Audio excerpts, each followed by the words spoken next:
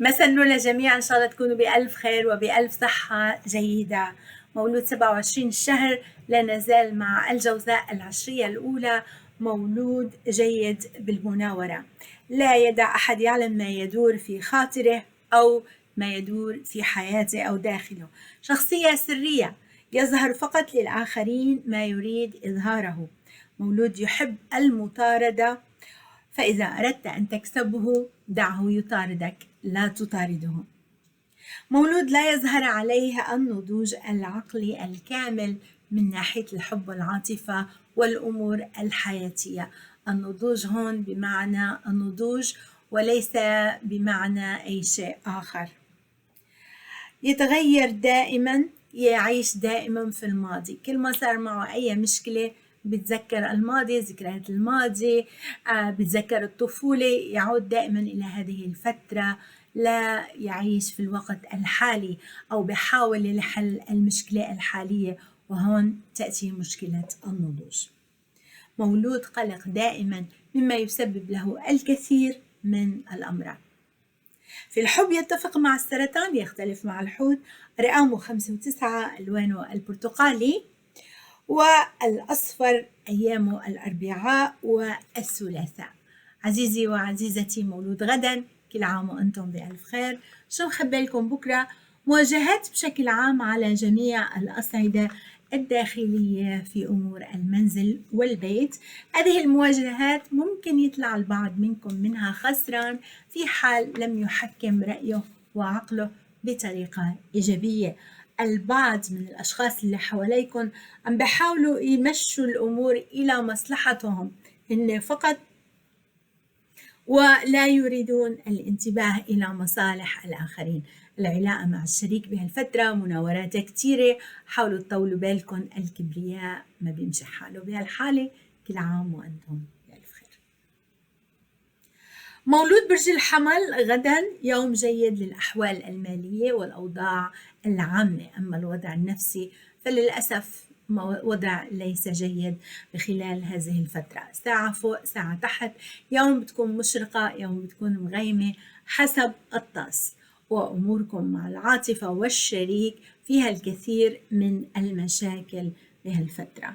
ما هو السبب؟ عدم تفاهم، أحيانا هناك بعض الطفولة والدلع، وأحيانا أخرى كل واحد عم بيفكر بشيء غير الآخر منكم على نفس الصفحة. حمل غدا بإمكانه يكون يوم جميل وجيد في علاقاتكم العاطفية والرومانسية إذا طولتوا بالكم شوي، وهناك انفراجات كتيرة ومفاجآت سارة وحب جديد يأتي للبعض منكم بالأيام القادمة. بالتوفيق لبرج الحمل.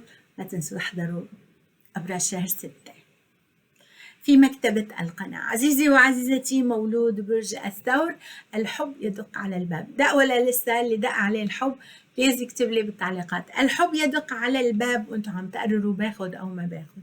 لا تتدللوا كتير لأن الحب لا ينتظر، وأنتم بحاجة خصوصا بشعوركم بالوحدة ووجود بعض الملل الروتيني بحياتكم.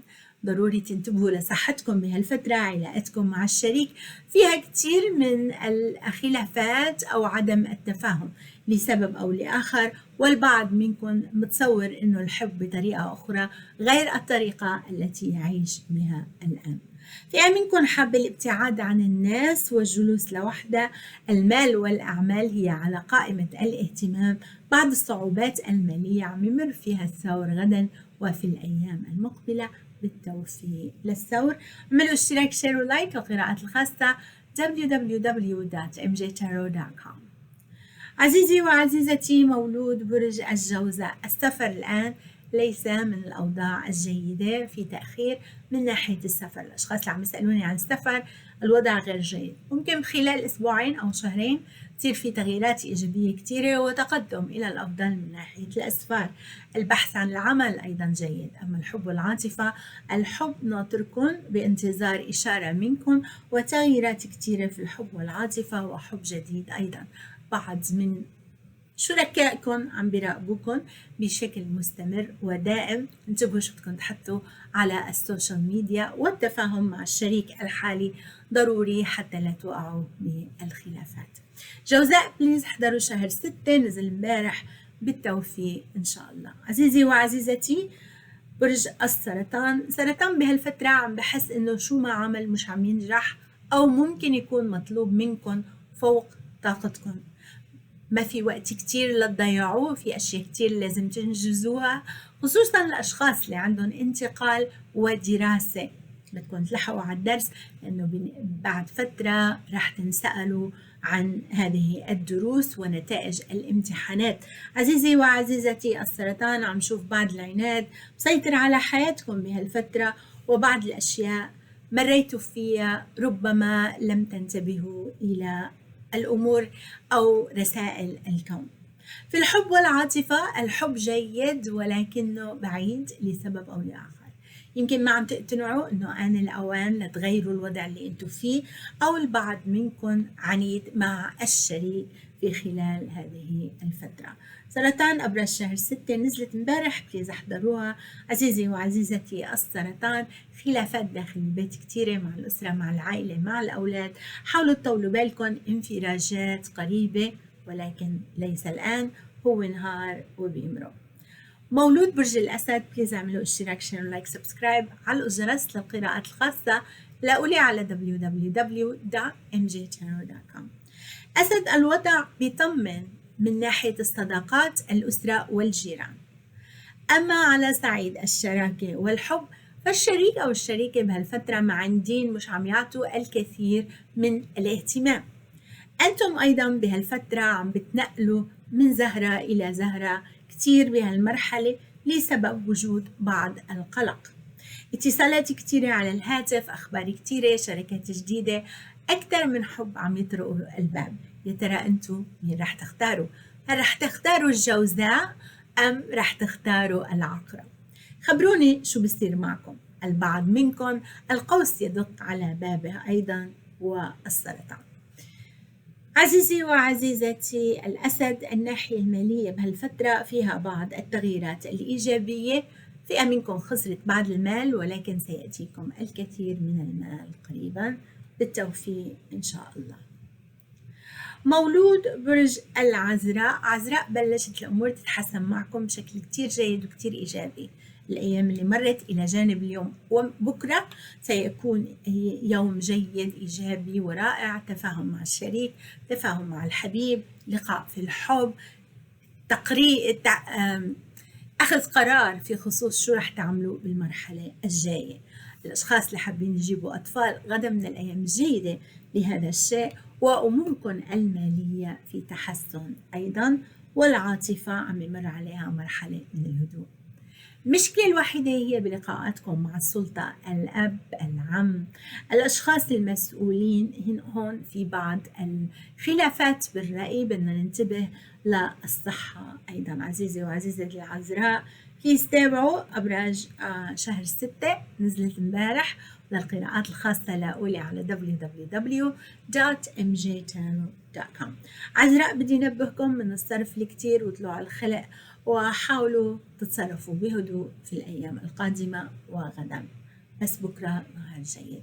بالتوفيق للعذراء. عزيزي وعزيزتي مولود برج الميزان، ميزان، خلاف تسببتوا فيه مع بعض الأشخاص أو أصدقاء أو ناس قريبين منكم بهالفترة، عم تعيشوا هذا الخلاف، جرح قلبكم أو زعجكم أو زعلكم. يمكن يكون حبيب، حبيبة، أو أحد المقربين لإلكم. ستتحسن الأمور، يصير في تصالح، بس بضل عندكم شك لسبب أو لآخر. هالأشخاص هدول ممكن يكونوا مع الثور، الجوزاء، أو العقرب. بغض النظر شو ما كانت الأمور، هناك تحسن بالفترة القادمة. من الناحية العاطفية، عند البعض منكم التركيز على البيت وعلى الأسرة وعلى الزواج بهذه الفترة. مال قادم لكم، كاش موني جاية قريب جدا، إما بكرة أو بالأيام القادمة. اكتبوا لي بالتعليقات شو بصير معكم. ميزان، حاولوا تشيلوا القلق خلال هذه الأيام، وانظروا إلى المفاجآت الجيدة القادمة في حياتكم. البعض منكم في علاقة مع شخص أصغر منه عمرا، على ما يبدو لا يوجد هناك نوع من النضوج وهناك بعض المشاكل. القراءات الخاصة لاقولي على www.mjtarot.com. ما تنسوا تحضروا أبراج شهر 6 نزلت امبارح. مولود برج العقرب، عقرب توازن بالنسبة للحب بهالفترة، عم تقرروا شو القرار اللي بدكم تاخدوه، تستمروا مع الشريك، تنسحبوا من الشريك، والشريك أيضا عم بفكر هل يا ترى أبقى أو أرحل. كل الأحوال هالوضع المقلق شاغل بالكم بهالفترة وعاملكم نوع من القلق. في النهاية لا يصح إلا الصحيح، لازم تختاروا انتو يلي بمصلحتكم. أما الأشخاص الآخرين من برج العقرب فهناك أكثر من علاقة، وربما هناك علاقة ثلاثية عم بتفكروا مع مين ببقى عن مين بفل أو من سأختار. لحديت الآن ما قررتوا الاختيار، بس أنا شايفة أنه أيضا تنظرون إلى علاقة جديدة. بدي نبهكم على صحتكم بهالفترة، الانتباه إلى الصحة، الانتباه إلى رد الاتصالات. أشخاص كتير بيتصلوا عليكم، بعتوا لكم رسائل مش عم تردوا عليهم، بجوز عم تنسوا، بجوز عم تأجلوا، وأنتم أيضا مراقبون على السوشيال ميديا، والشريك أو الزوج بهالفترة أيضا مراقبكم، بدكم تنتبهوا كتير. عزيزي وعزيزتي العقرب، أبراج شهر 6 نزلت امبارح، بليز تابعوها ولاقولي على www.mjtarot.com للقراءات الخاصة. مال قادم لكم قريب جدا، وهناك انتصار لكم على بعض الأشخاص اللي أذوكم في خلال هذه الفترة، بالتوفيق إن شاء الله. مولود برج القوس، قوس اتصالات مقطوعة من بعض الأشخاص اللي عم بحاولوا يلعبوا لعبة طاردني.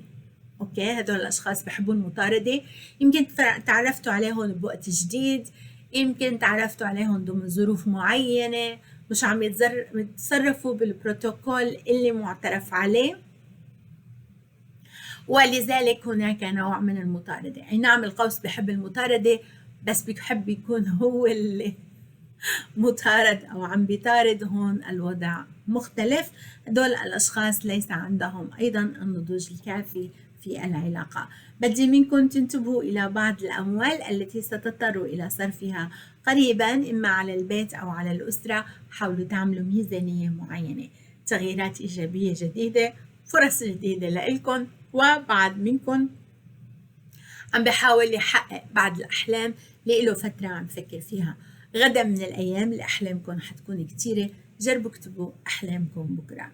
قوس، ما تنسوا تحضروا الشهر السادس، نزلت الأبراج، وهناك حب جديد جاي لإلكم وعودة إلى الشريك. أشخاص اللي تركوا زوج أو حبيب أو شريك أو زوجة أو حبيبة عم يفكروا يرجعوا ويصلحوا الأمور. ممكن تكونوا بنفس البيت وانفصلتوا أو خالفتوا، هناك إعادة لهذا الوضع وتحسين بهالحالة، علما أنه البعض منكم غير سعيد. مبروك للأشخاص الحوامل اللي ما بيعرفوا أنه حوامل، بالتوفيق للقوس. عزيزي وعزيزتي مولود برج الجدي، جدي تغييرات كتيرة بهالفترة، قرارات بدكم تاخدوها، وهناك بعض الأمور اللي عم بتطنشوها خوفا من شيء أو آخر. شو ما كانت هذه الأمور، إن كانت بخصوص المال أو الصداقات أو الأعمال أو الحب، لازم تعملوا المواجهة. فئة منكم خايفة من شيء مش عم تقدر تحدده، وربما يكون الخوف من المستقبل. العلاقات مع الشريك أو الشريكة بهالفترة ستحدد من خلال دعم كل واحد للآخر، دعم معنوي، دعم عاطفي، دعم مالي، والبعض منكم بحاجة إلى الدعم العملي أيضا. عزيزي وعزيزتي الجدي، كاش ماني قادمة لإلكم، ولكن هالمال رح يروح، بجوز يفوت لقيتكم ويرجع يروح، أو تضطروا تعطوه لحدا تاني. هناك انتقال عند البعض منكم من مكان إلى آخر ومن بيت إلى بيت. في الحب، فئة منكم واقعة بالغرام، عم تجرب شوف شو نتيجة هذه الحب أو هذه العلاقة، وربما يكللها الزواج. الجواب نعم، بس مش الآن. بالتوفيق للجدي. بليز ما تنسوا تحضروا أبراج شهر 6 نزلت امبارح. عزيزي وعزيزتي الدلو، وأخيرا حب جديد يدخل حياتكم وأكثر من اختيار، والبعض منكم ماشي بطريق الزواج وماشي أيضا بطريق السفر. العاطفة قوية جدا بهالفترة ودولاب الحظ معكم عاطفيا. أما من ناحية السفر فممكن يكون عليه بعض التأخير إلى أن الانفراجات قادمة. بدي نبهكم من التغيير السريع وعدم حسب الأمور أو حزمها قبل أن تتطور إلى شيء منه جيد. البعض من الأشخاص اللي حواليكم عندهم الكثير من الغضب وخافين بعض الأسرار، ممكن تكتشفوها ممكن ما تكتشفوها. انتبهوا لمن تدخلون في قائمة أسراركم. عزيزي وعزيزتي الدلو، الحبيب القديم عاد عند البعض منكم عم يحكي بالمصالحة والرجوع وحب وعرض للزواج لفئات أخرى. نجاح مع الدلو، نجاح مع الأسد، نجاح مع القوس، نجاح مع العقرب، نجاح مع الحمل، ونجاح مع السرطان. بالتوفيق للدلو، يوم رائع ومشرق. 99.99% إيدكم ذهب مثل الطاطا. احضروا أبراج شهر 6. شكرا للدلو. مولود برج الحوت، أخبار سريعة وبشارة جاية لكم عن العمل وبعض الأموال. لقاءات الحب حاليا لقاءات عاصفة، يمكن البعض منكم بيغير الحبيب أو الشريك، ولكن هناك فرص لحب جديد وتعارف جديد وبعض الأموال. كاش ماني جاي لكم، مساعدة مادية، لقاء مع الجوزاء، لقاء مع الأسد، لقاء مع العقرب، لقاء مع الثور. أشخاص اللي عندهم هذه الأبراج في علاقاتهم العاطفية هناك إيجابية عالية جدا. عم تهتموا بنفسكم، عم تهتموا بثيابكم، عم تهتموا بصحتكم، عم تهتموا بجمالكم. هذا شيء جدا، الصحة بدها اهتمام أكثر من هيك. عزيزي وعزيزتي الحوت، البعض منكم متعلق بمنامه بأفكاره، عنده بعض القلق والهواجس، خايف من المستقبل والأيام القادمة، خصوصا العشر أيام القادمة. شو عم يصير معكم؟ اكتبوا لي بالتعليقات ليش عندكم خوف من هذه الأمور. حوت، العلاقة مع السرطان ومع العقرب بهالفترة مشوشة شوي، فيها بعض المشاكل. قلت لكم هناك مال قادم لكم.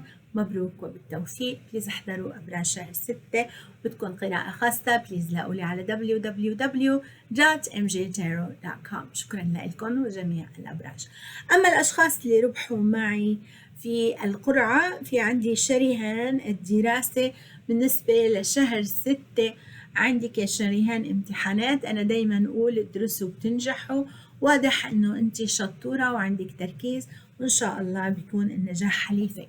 بس ما تبعدي عن الدرس، لأنه بمجرد أنا قلت هيك مش معناها هيدي فرصة أنه ما ندرس. داد اليوسف، وهجرة لإستراليا مع الأولاد. بحس أنه أنا جاوبت هالسؤال قبل هلأ، بعتقد الوقت غير مناسب والأمور غير جيدة بالوقت الحالي، مش عم شوف كتير انفراجات. نية خيري بالنسبة لخولة بالوقت الحالي النية لا بأس. أحيانا تسألوني أسئلة ما فيني أعطي جواب لأنه السؤال منه محدد. زهرة التوليب عم تفتش على وظيفة، شو هو وضعك يا ترى؟ بدك تكوني جدية بالبحث عن وظيفة، أوكي، ممكن يسحلك، ممكن تلاقي، بس عندك خوف، عدم ثقة بالنفس. جربي وصفي كل الإمكانيات، يعني الناس اللي بتعرفيهم، المعارف، أشخاص عندهم كونكشن، تحطي طلبات. مش عم شوفك كتير مهتمة بهذا الشيء وعندك خوف، بتفتشي بتلاقي. ميري علي، لقاء مع الزوج. بالنسبة للقاء مع الزوج عم شوف إنه ممكن يتم بعد فترة قريبة، ممكن بعد فترة شهر شهرين أو أكتر. أما نوال، بدك تشوفي النقود إذا بترجع لك. كنت أفضل أعرف النقود فين راحت، ضيعتيها، دينتيها، كان ممكن أعطيكي تفاصيل أكتر، بس كل شي عم شوفه بالوقت الحالي إنه مش كتير على الأكيد. عم شوف هذه النقود ستعود بالنسبة لإلك. لو شرحتي لي الأسباب كنت قدرت أقول لك ليه. زهر أعطيتيهم لشخص كأنه في يعني connection، صداقة، مودة، ومن هذا السبب بجوز ما يحسوا إنه بدهم يرجعوا لك المصاري. بالتوفيق للجميع وتصبحوا على ألف خير. اكتبوا لي بعد الأسئلة بالنسبة لبكرة، إن شاء الله بكرة من الأيام الأخيرة اللي حنحط فيه الإجابات على بعض الأسئلة والقرعة. شكرا لكم، تصبحوا على ألف خير.